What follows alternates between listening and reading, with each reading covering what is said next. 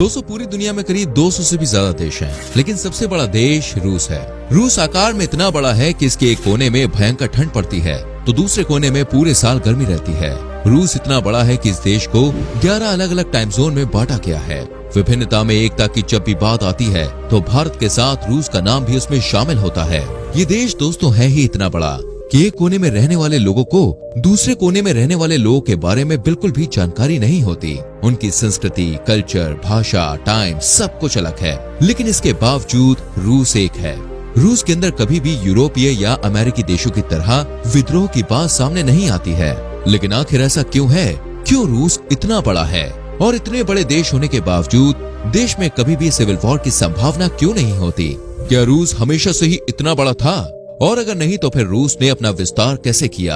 आज की इस वीडियो में हम आपको इसके बारे में अच्छे से बताएंगे और आप जानेंगे कि आखिर रूस इतना बड़ा कैसे है। तो चलिए अब देरी न करते हुए इस वीडियो को शुरू करते हैं और जानते हैं कि आखिर रूस इतना बड़ा कैसे है। दोस्तों एक समय पर रूस भी अन्य देशों की तरह ही छोटा सा हुआ करता था। लगभग 1000 साल पहले दुनिया के सभी साम्राज्य बहुत ही छोटे हुआ करते थे।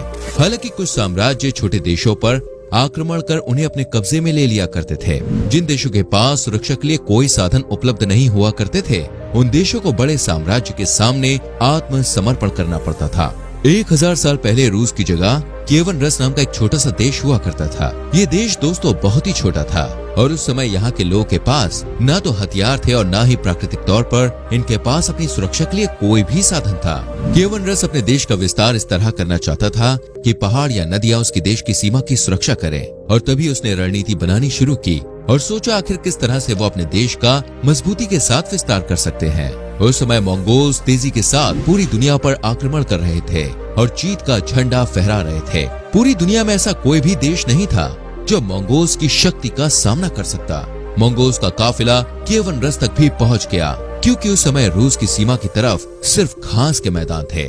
तो इस देश पर आक्रमण करना ऐसे में बहुत ज्यादा मुश्किल नहीं था और कुछ ही समय में मंगोल्स ने रूस को अपने अधीन ले लिया। कीवन रस में एक जगह थी जिसका नाम था मॉस्कोवी सिटी। ठंड से बचने के लिए यहाँ पर लोग जानवरों के फर का इस्तेमाल किया करते थे।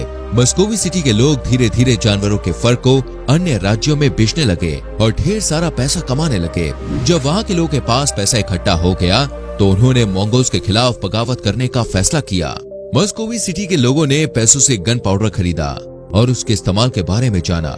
जब वो गन पाउडर के बारे में अच्छे से जान गए तो मंगोल्स के खिलाफ युद्ध का ऐलान कर दिया। मॉस्कोवी सिटी के लोग काफी अमीर थे इसलिए उनके पास गन पाउडर भी था।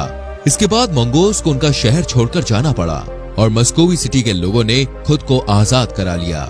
यही शहर बाद में मॉस्को के नाम से प्रसिद्ध हुआ जो आज रूस की राजधानी के नाम से जाना जाता है।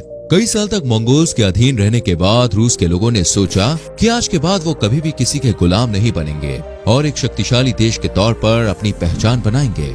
उन्होंने सोचा कि वो अपने राज्य की सीमाओं का विस्तार करना शुरू करेंगे जिससे कोई देश उनकी तरफ आंख उठाने से पहले 10 बार नहीं बल्कि 100 बार सोचे। इस तरह से सबसे पहले रूस ने यूरल माउंटेन्स पर कब्जा किया और उसे अपने देश में शामिल कर लिया।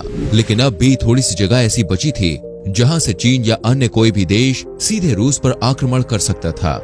उस समय रूस में इवान द टेरिबल का साम्राज्य हुआ करता था और उसने रूस को सुरक्षित करने की दिशा में कई महत्वपूर्ण कदम उठाए। इवान ने अपनी सेना को हर देश में भेजना शुरू कर दिया और सभी कबीलों, छोटे मोटे साम्राज्यों को अपने देश में मिलाने का काम शुरू कर दिया। रूस की सेना भी बहादुरी के साथ अपना काम कर रही थी। जहाँ तक उनकी सेना जा रही थी वहाँ तक के एरिया को रूस ने अपने अधीन कर लिया। देखते ही देखते रूस ने साइबेरिया जैसे ठंडे इलाकों को अपने कब्जे में ले लिया क्योंकि ठंडी जगह होने के कारण वहाँ पर बर्फ में रहने वाले जानवर भी प्रचुर मात्रा में थे। रूस के लोगों ने उन जानवरों के फर को बेचना शुरू किया और ढेर सारा पैसा कमाया। 16वीं शताब्दी तक रूस ने अपने साम्राज्य का विस्तार बहुत ज्यादा कर लिया था। उसकी सेना भी बिना रुके अपना काम कर रही थी। बहुत बार ऐसा भी होता था कि राजा को खुद नहीं पता होता था कि उसकी सेना कहां तक पहुंची है और कितने एरियाज को रूस में शामिल कर लिया गया है। अब आपके मन में दोस्तों एक सवाल आ रहा होगा कि जिस समय रूस अपना विस्तार कर रहा था तो किसी ने उसका विरोध क्यों नहीं किया, या फिर जिन साम्राज्यों या कबीलों में वो जा रहे थे वहाँ पर विद्रोह क्यों नहीं हुआ, है ना? चलिए आपको बताते हैं कि आखिर हुआ क्या था। देखिए, असल में रूस का अपने राज्य विस्तार करने का तरीका अलग था। ब्रिटिशर्स, डच या अन्य यूरोपीय देशों की तरह रूस अन्य देशों पर आक्रमण कर अपना गुलाम नहीं बनाता था और न ही उन लोगों की संपत्ति छीनकर अपने पास रखता था, बल्कि रूस पूरी विनम्रता के साथ कबीलों के सरदार को आग्रह करता था कि आप हमारे देश का हिस्सा बन जाएं, जिससे आपको सुरक्षा मिलेगी। छोटे साम्राज्य और कबीले भी रूस के प्रस्ताव को हंसी खुशी स्वीकार कर रहे थे, क्योंकि इससे उन्हें अन्य देशों से सुरक्षा मिल रही थी। हालांकि कई जगह रूस की सेना को जंग का भी सामना करना पड़ा, लेकिन कोई भी कबीला या छोटा साम्राज्य रूस की सेना के सामने टिकने जितना मजबूत नहीं था। 17वीं और 18वीं शताब्दी तक रूस ने यूक्रेन, बेलारूस और पोलैंड को भी अपने अधीन ले लिया। वहीं दक्षिण में रूस ने कॉकेसस पर्वत श्रृंखला पर कब्जा करते हुए आर्मीनिया और जॉर्जिया को भी अपने देश में ही शामिल कर लिया। एशिया में उन्होंने अपना विस्तार सिर्फ सेंट्रल एशिया तक ही सीमित रखा, क्योंकि साउथ एशिया में उस समय ब्रिटिशर्स राज कर रहे थे और वो ब्रिटिशर से जंग नहीं करना चाहते थे। सन 1900 तक रूस का विस्तार 8 मिलियन स्क्वायर किलोमीटर तक हो गया। हालांकि आज के रूस के मुकाबले यह भी 50% ही है।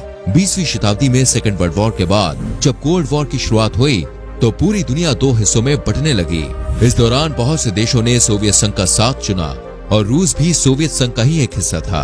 आप इसे ऐसे समझ सकते हैं कि पूरे सोवियत संघ को रूस द्वारा ही संचालित किया जाता था, लेकिन सन 1991 में सोवियत संघ खत्म हो गया और बहुत सारे देश इसमें से आजाद हो गए।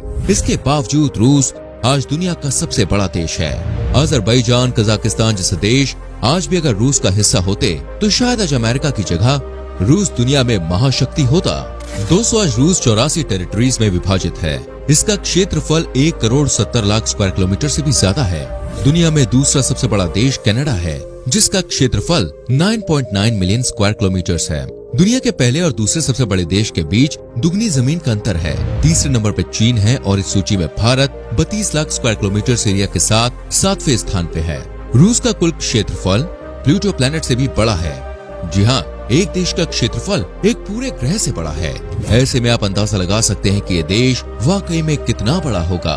एक समय पर अलास्का भी रूस का ही हिस्सा हुआ करता था, लेकिन रूस को लगा था कि ये जगह उसके किसी काम की नहीं है और इसलिए उसने मात्र $72 लाख में पूरा अलास्का अमेरिका को बेच दिया।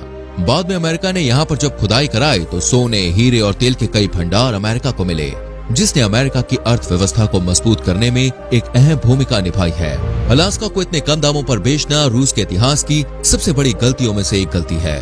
आज रूस दुनिया में सबसे ज्यादा तेल का उत्पादन कर रहा है। दुनिया में सबसे ज्यादा बिलियनियर्स भी रूस में ही मौजूद हैं। रूस की जनसंख्या उसके क्षेत्रफल के मुकाबले काफी कम है।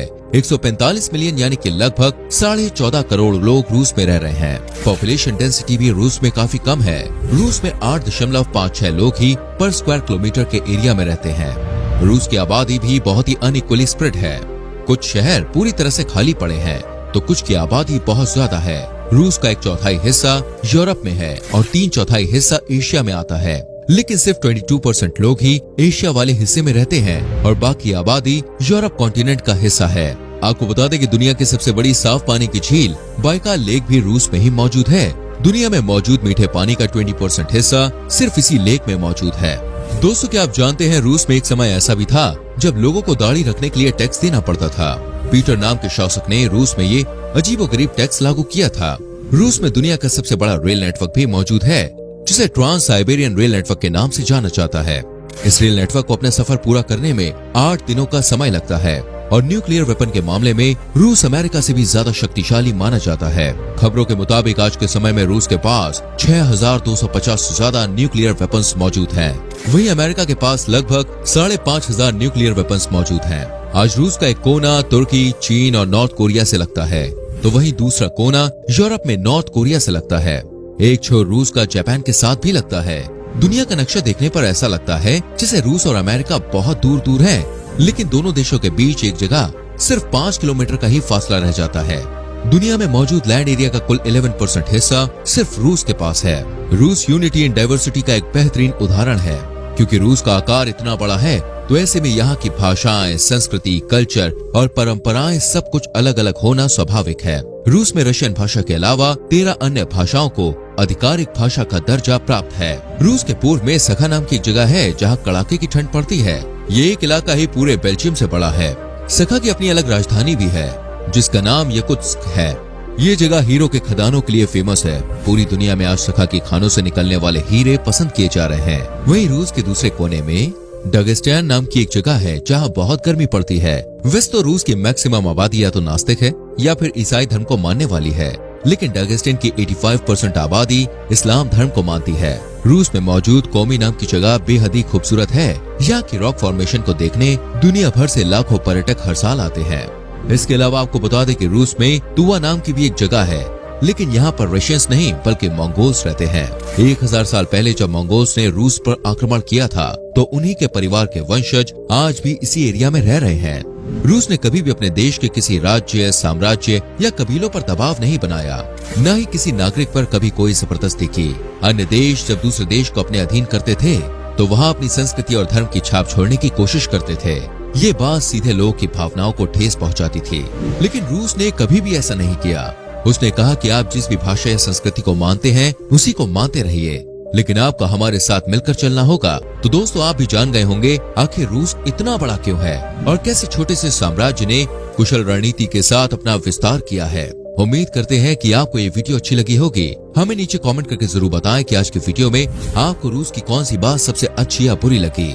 साथ ही इस वीडियो को अपने दोस्तों और रिश्तेदारों के संग शेयर करना ना भूलिए।